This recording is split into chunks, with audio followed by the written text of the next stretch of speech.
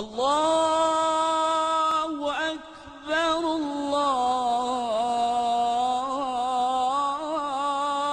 Akbar. Bismillah wa salatu wa salam à Rasulullah. S'efforcer de monter au ciel. Découverte scientifique dans le Coran, présentée par notre frère suisse converti à l'islam. Au nom de Dieu, le tout clément, le tout miséricordieux. Allah exalté soit-il dit, et puis quiconque Allah veut guider, il lui ouvre la poitrine à l'islam.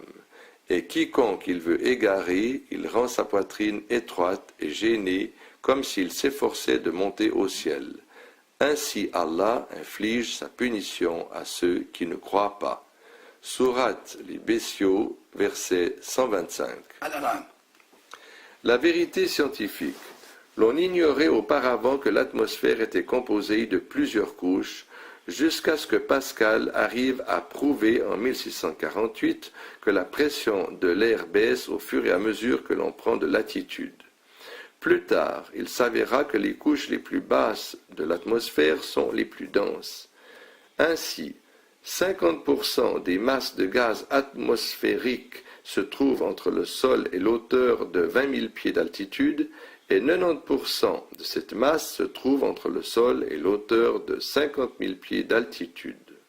Raison pour laquelle la densité baisse au fur et à mesure que l'on s'élève, et l'air diminue petit à petit jusqu'à complètement manquer dans l'espace. À moins de 10 000 pieds d'altitude, l'homme n'a aucun mal à respirer. Et il est même possible que l'appareil respiratoire s'acclimate à une hauteur de 10 000 à 25 000 pieds d'altitude.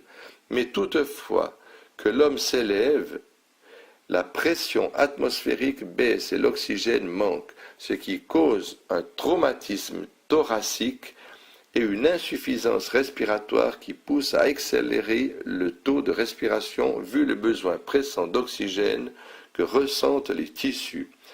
Si l'on n'arrive pas à satisfaire ce besoin d'oxygène, malgré l'accroissement de la demande des cellules qui en ont besoin pour l'accomplissement de leurs fonctions, l'on souffre d'un trouble respiratoire aigu causé par le manque d'oxygène. Et partant, l'on souffre d'un grave dysfonctionnement du système respiratoire. Aspect miraculeux. Il va de soi qu'au moment de la révélation du Coran, l'homme ignorait tout de la composition des gaz dans les diverses couches de l'atmosphère. Et partant, il ignorait également la baisse de pression dans les couches supérieures de l'atmosphère et la baisse de la densité de l'oxygène qui est indispensable à la vie humaine. Ce faisant, l'homme ignorait l'effet de ces phénomènes sur la respiration et la vie. Il ignorait que plus il montait à une hauteur altitude, plus il s'exposait à un dysfonctionnement du système respiratoire et partant à la mort. Contrairement à ces réalités, légion étaient ceux qui pensaient jadis que plus l'homme s'élève dans l'espace, plus il jouit d'une meilleure respiration. Les versets coraniques ci-dessus font allusion de façon explicite à deux vérités qui furent découvertes de nos jours par la science moderne. La première de ces vérités est l'insuffisance respiratoire dont souffre l'homme au fur et à mesure qu'il se lève de la surface de la terre.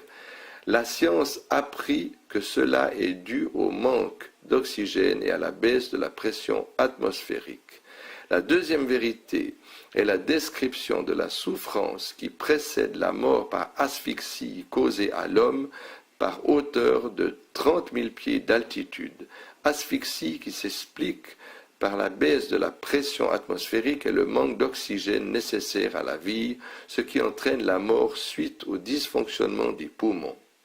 D'autre part, l'expression coranique « comme il s'efforçait de monter au ciel » met en exergue la peine que l'on ressent au fur et à mesure que l'on s'élève du sol.